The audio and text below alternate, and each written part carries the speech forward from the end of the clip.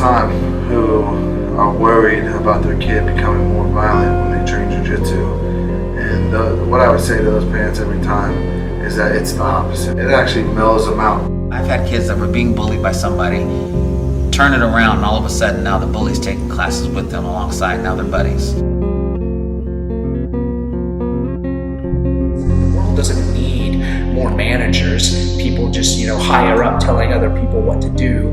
The world needs more leaders. The world needs more people who are in those positions, who are there not to just tell people what to do, but they're there to look out for everyone in their charge. Idealistically, we can kind of steer them in the right direction and really help them become a lot better people. Like, hopefully their life path is significantly better from doing martial arts.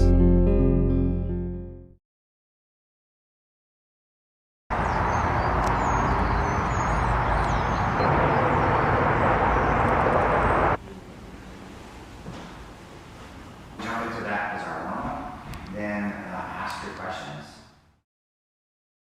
My name is Jett Thompson. I'm a purple belt training at Watkins Wrecking Crew. Well, I got into jiu-jitsu, we were living in Western Oklahoma and I was doing Taekwondo, and so when we moved to Guthrie, there was a jiu-jitsu gym like a quarter mile away from our house. So that's like kind of how I got into jiu-jitsu, and then I've just been doing it ever since. Right now, Jake is not going to wrap my foot, okay? He's just going to have it cupped or scooped.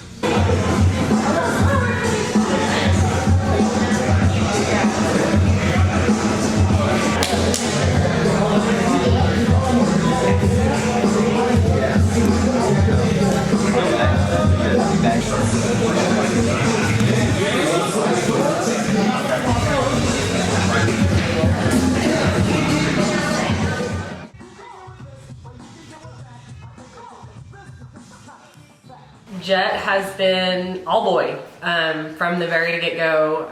The kid was climbing before he learned how to walk. We had him always in some kind of sport as soon as he got old enough. We started him in Taekwondo at age 5. That was when we lived out in Western Oklahoma, and he did that for a little over a year before we moved. And we just really enjoyed the discipline that Taekwondo brought to him. And so when we moved up here about almost 9 years ago, we decided that we wanted to put him back in Taekwondo. From there, we did a few other sports, got him into Taekwondo, just never found anything that we really liked. And then we were just Googling martial arts one day and found a jiu-jitsu gym that was like half a mile from our house. So we were like, yeah, let's try that. I had never heard of Brazilian jiu-jitsu, had no idea what it was as compared to any other martial art. But we got him into it and he loved it. Like even when he was doing Taekwondo at age 5, he would tell you, I want to be a world champion and I want to own my own gym. So we got him into jiu-jitsu like 6.5 years ago, and he's been telling us the same thing ever since. I want to be a world champion and I want to own my own gym. What's it like having Jett in class? It's amazing and it's awful. It's very humbling to get beat up by a kid that can't drive, so that's fun. But I mean, as far as like being serious, he's an amazing kid, and very respectful for somebody who's as good as he is and who trains as much as he does. There's no ego, there's no attitude, there's no, that's why we love having him here and want him here as much as we can get him here, because he makes everybody better, and just as a person, he's just top notch, so it's been a blessing for us to have him come into our classes and drop in, and that's the truth.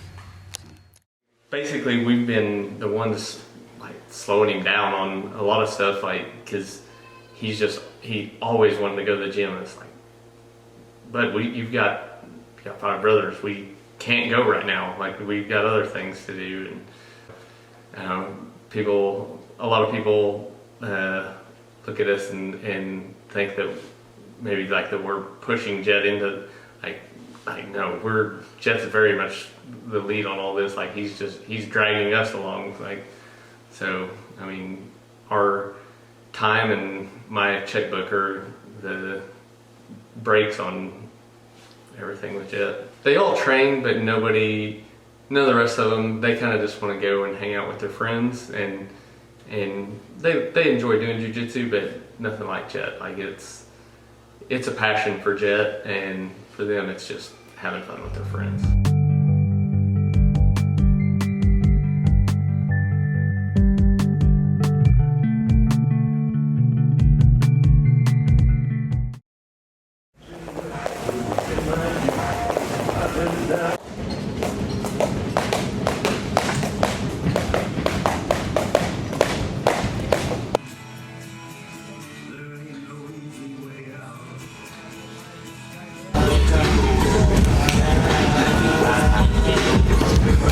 Even though we're not doing a wean pass or knee cut or anything.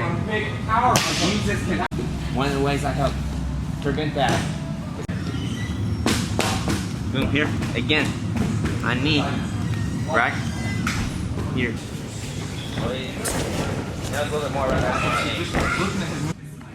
My name is Parker Kirk. I'm an orange black belt under Israel Gomez. The first ever martial art related sport that I did was karate, but that didn't really work out.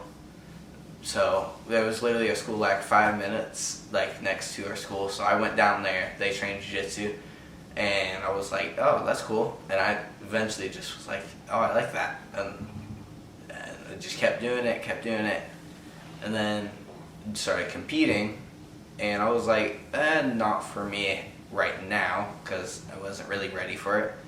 But then I started getting better, and I started winning more, and that was way more fun.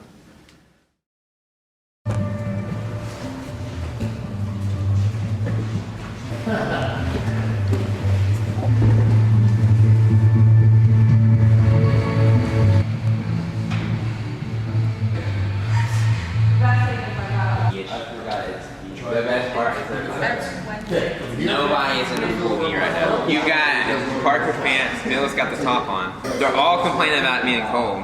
Which is crazy, but what we're going to do with some of us, I think you do too. You want him to try to choke you? Yeah. Yeah, go ahead. So we're just going to the escape? Yeah. Yeah, once it's over. Yeah, okay, so go. Stay on it, Parker. Nice. Go back. We're Nicola Terry Kirk, and we are the parents of Parker Kirk.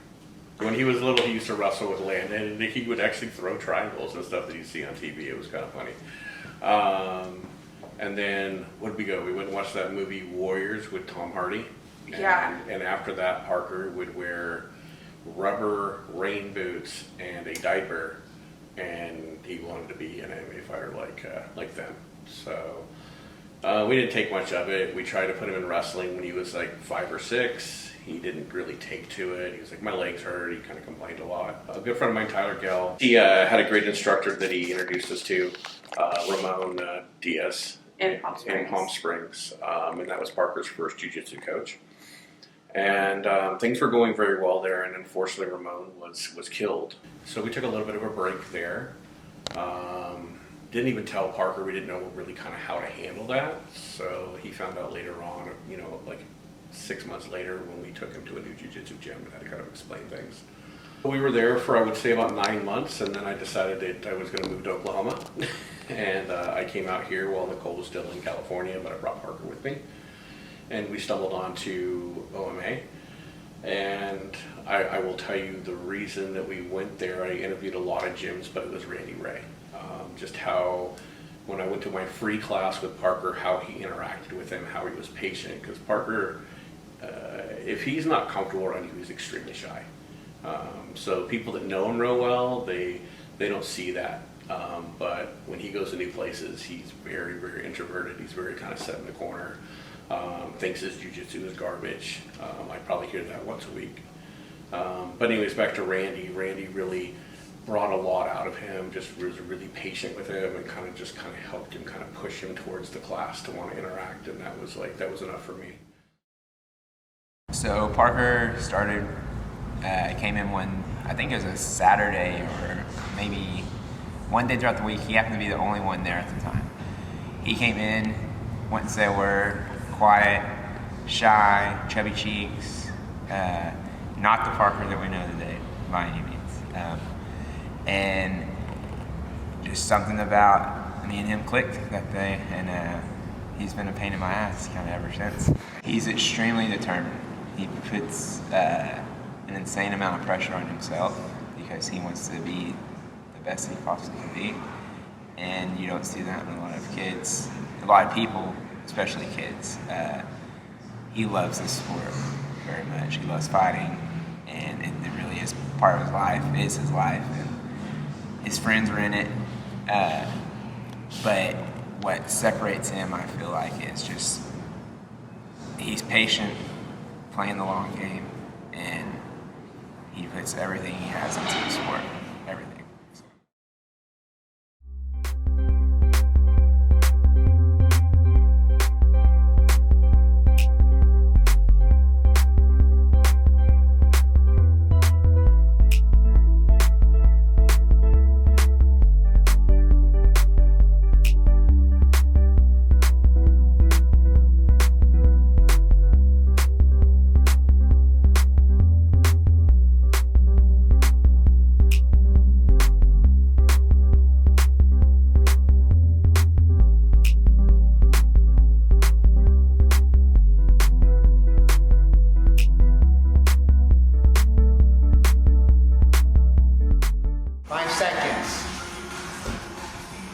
My name's Jeremy Watkins. I'm a first degree black belt, and our gym is Watkins Wrecking Crew, and we're located here in Arlington, Texas.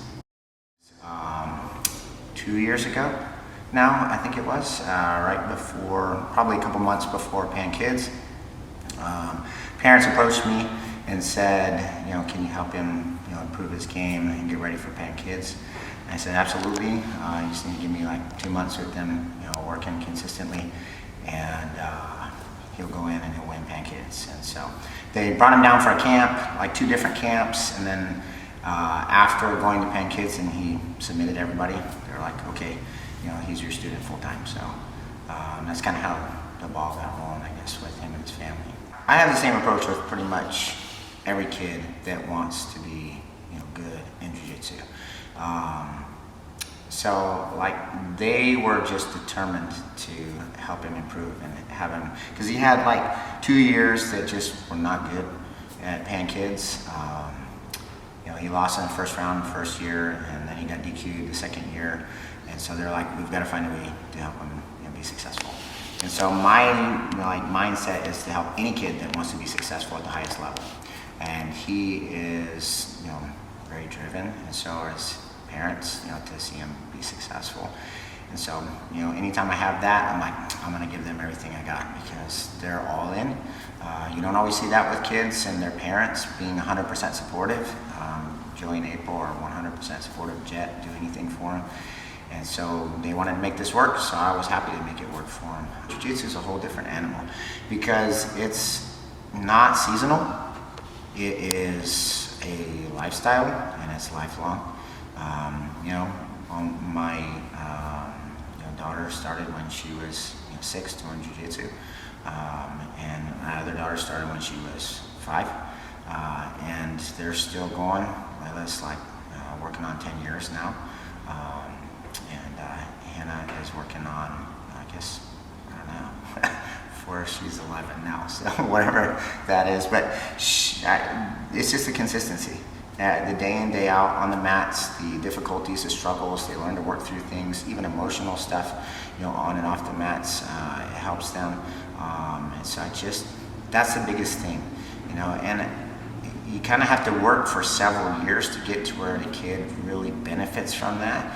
I would say past at least 3 years to really get that. I've been doing this for a really long time, and so I see things happen in 3-year cycles.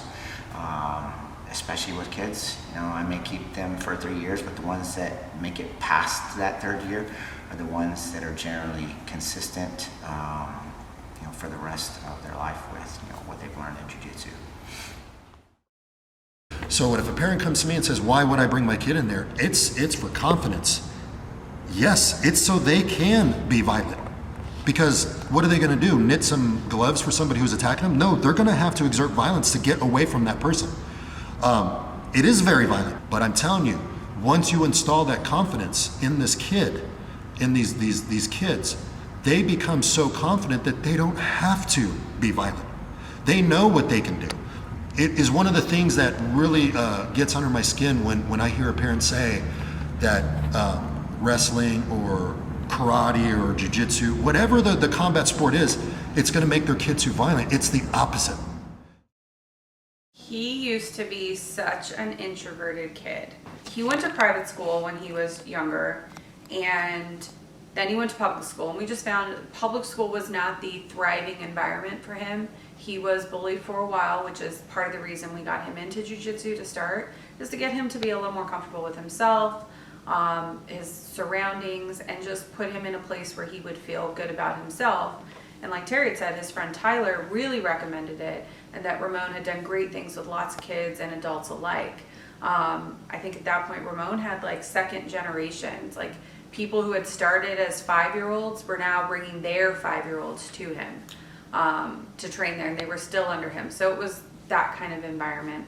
And the kids started going there and they loved it, and we just started to see Parker come out of his shell. But when we came to Oklahoma, Randy really is the one who really helped pull Parker out of his shell and became the kid we all knew when no one else is around. Parker became this vibrant person, but he is still such a kind human. There is a really funny story we like to tell that Parker and Jett at our older house, Landon, his brother, had been outside playing with a bunch of the neighborhood kids, and Landon and another little boy came in and said there were some kids bullying them on the street. Parker and Jett get their hoverboards and go down the street looking like Paul Blart Mall cops and telling these kids that if they, both wearing jiu-jitsu shirts, mind you, and telling these kids that if they wanted to bully people, they could pick on someone their own size and they could take them on. And then they come back, we said, well, did you have to do anything? No, they saw our jiu-jitsu shirts and ran away. I am Nathan Kirk. I'm a green belt, and my brother Parker. Who would you say wins more, you or him? Me. Nice. I better our MMA and him. We really did go back and forth on the decision to skip blue or not a lot. Lots of talks with his professor, just trying to decide, like setting down and what are your goals? Like, how do we get you to achieve these goals and what's the best way to do it? And in the end, we just decided, like, he was finding so much success already as a blue belt, he needed more challenge. We just needed to push him on to purple and not go to blue,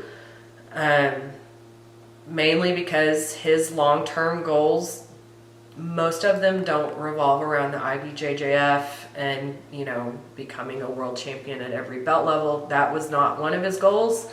And so we felt like we could move on, and he might, he's going to face a lot tougher competition at purple. But in the end, this was a really strong push to get him where he wants to be. Right.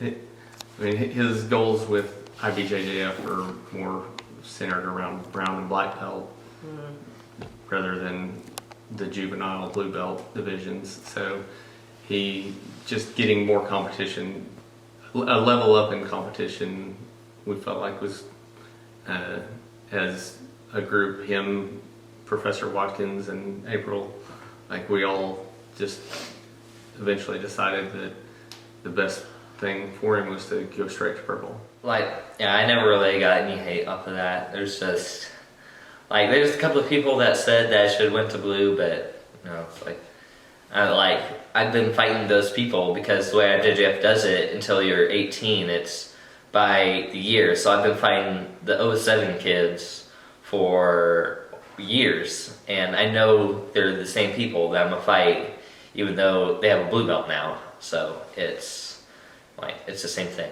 So I wanted to go something different.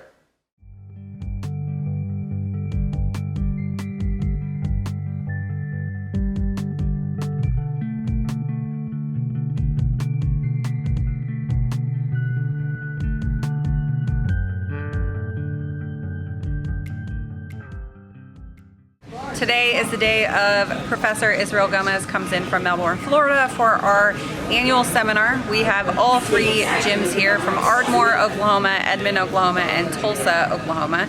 And you never know what's going to happen today. You got to be kidding me. Like, that's the easiest thing in the world. Asking. And then you say, and you got to get, and I got the team. Stronger than linebackers, my lawyers do. You know, if you punch somebody in the mouth, they like, yo, I'm up. Like, right now, if you punch me in my mouth, I'm up. I want to get double the money, but I'm going to say you did all of it. No, because it ain't going to matter. Because I'm going to take the same kind of money that you would get and give it to the homies.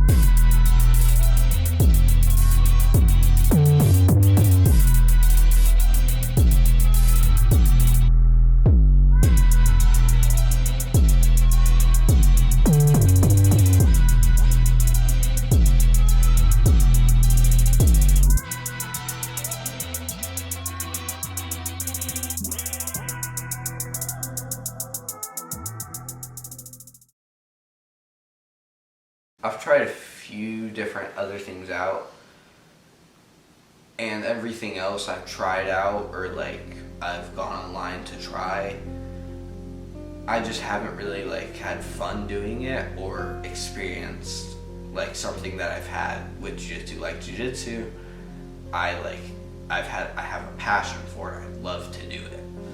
And other things like doing a normal job, I don't, like something in me is just like, yeah, you don't, like it's not meant for you really. I don't usually get like the pure talent of being like really, really good at things. I would say I definitely have some friends that have talent that they just like are really good. They do work really hard, but I would say in a room usually I will be the hardest working one in that room usually. And I do have a desire to be the best wherever I walk into. Just the competitiveness of it. It's like going every day, and there's no shortcuts in jiu-jitsu. You just have to like keep going and put in the hours. There's no shortcuts in it. I like the challenge of it. I like going out and to prove that I'm the best grappler there is, and like no one can challenge me. What do you want to do with it? Like, what's your ultimate goal? To be the greatest of all time. Parker, Jett, I still hate you. Jett, probably a little bit more. I don't know, depending on how the day's going. But I'm super proud of both of you. Y'all put me through so much nonsense, trouble, pain, but I love every single bit of it, and I wouldn't change a single bit of it for the world. Both of y'all give me so much joy when I'm around y'all, even though, again, y'all are mean to me. I'm mean to all the elders around here, calling us old. But seriously, I'm so fucking proud of you guys. I don't even care if y'all win another match, which I know y'all are going to probably this weekend, a couple days. But good job, boys. You fucking legit. Proud of y'all. To Parker and Jett, I know I'm probably your meanest coach to you guys, But I am so proud of both of you. I've watched you as little kids mature into young men, and that's what you guys are, you're young men. And I am proud of the human beings you guys are becoming. So I wish you all the luck in the world, and you guys got such a bright future, and I am just so proud to be just even a little part of it. So I know I give you guys a bunch of shit for being little assholes, because you are, but you guys are the best type of assholes that I want to be around. You guys can sit by me anytime. Hey Jett, I just want to encourage you to keep doing what you're doing, you know, being consistent, you know, just training every day, working as hard as you can. Your work ethic is fantastic. You know, just keep that, because you know, that's going to push you to be the best of the best in this sport. You know, and I believe in you, and I will support you 100%, you know, throughout this journey. And I know you're going to do great things in this sport, and I look forward to being there every step of the way. Jett, we're extremely proud of you. It's been fun traveling with you and watching you compete, watching how hard you work every day. You've done a good job. I don't know really what else to say. I mean, you've put in the work behind the scenes when nobody's watching, and you get the success you're having is because of all the work that you've put in. I would just encourage you to continue working like you have, and you'll continue to get really good results. Everything that Dad said, the time has gone so fast. We're recording this when you're 15 and a half, and you are looking forward to getting your driver's license. And as much as I am looking forward to you having that little bit of independence so I don't have to take you to the gym all the time, I am completely dreading it, because I get to take you to the gym all the time, and you're my constant and the reason I'm on the mats all the time. I could not be more proud of you and the work, and not just the work that you do in jiu-jitsu, but the kind person you are. I see your kindness with your brothers, and people approach us all the time. I get messages all the time that tell me what a good kid you are, what kind thing you did or said to lift somebody up, and just what a good kid you are. And I truly believe that. You've been a good example to your smaller brothers, and I love you. And I hope that at 18, when you're watching this, you have accomplished all these dreams that we are working so hard for. Parker, I want you to know how proud we are as your parents of your growth over the years, the time and the dedication you've put into this sport, into your craft, and more so than that, the amazing human we see you becoming every single day, the person you are to your brother. It's never easy to be the younger brother to somebody with special needs, and you never seem to let that get in the way of your life, of him just being your brother, or the responsibilities that unfortunately fall on your shoulders. And as your mom, I am so proud of you.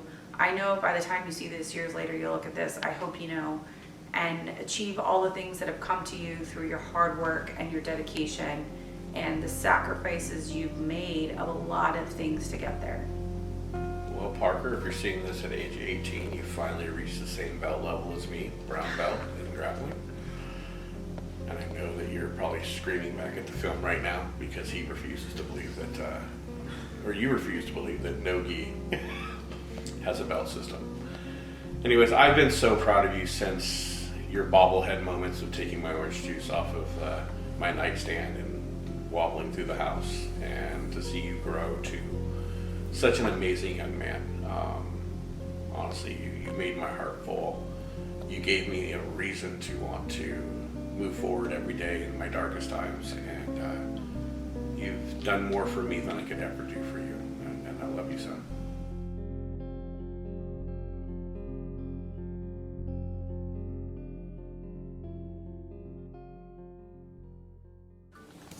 Okay, So just say, my name is Parker Kirk. I'm a orange belt under whoever you're under, and say your age.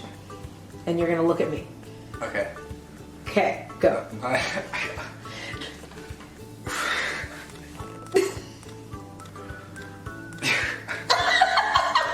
You had like a whole hour to prepare.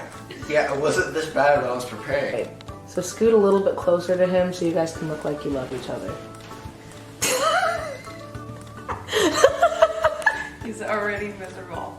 For the 14 years, I stopped loving at 9.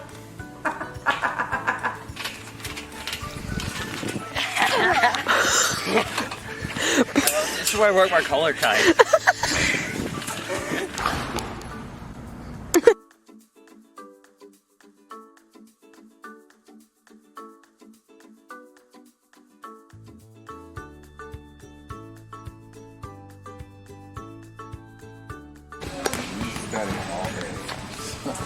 You don't have a choice.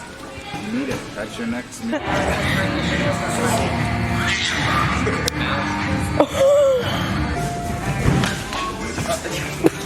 Back control. We're gonna get you the other. Which one are you? They're probably. They're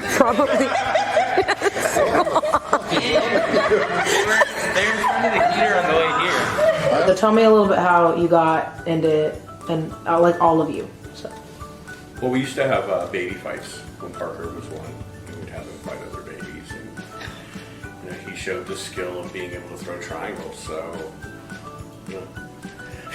Oh my god.